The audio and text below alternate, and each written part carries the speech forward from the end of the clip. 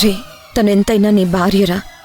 నీ దగ్గర మాట్లాడకపోతే ఇంకెవరి దగ్గర మాట్లాడతావు చెప్పు. అక్క, దయచేసి ఆ చేదు జ్ఞాపకాన్ని గుర్తు చేయొద్దు.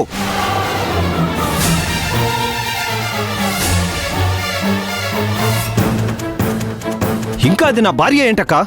భార్యగా అసలు అది ఏం చేసింది కాబట్టి, భర్తగా నన్నేం సంతోషపెట్టింది కాబట్టి, మానసికంగా చంపేసిన తర్వాత అలాంటి దాని గురించి ఇంకా నన్ను అడుగుతారేంటి?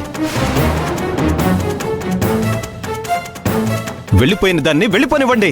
పొద్దుపోయింది. ఇంకెప్పుడు కూడా తన గురించి నా దగ్గర పొరపాటును కూడా ప్రస్తావన తీసుకురావద్దు. రే, అక్కతో నేంట్రా అలా మాట్లాడుతున్నావు? అసలు నువ్వేం మాట్లాడుతున్నావు నీకైనా అర్థం అవుతుందారా? అమ్మా, నిజమే అమ్మా, నేనేం మాట్లాడుతున్నానో నాకు కూడా అర్థం కావట్లేదు. కానీ దాని గురించి మీరందరూ మాట్లాడుతున్నారని మాత్రం అర్థం అవుతుంది.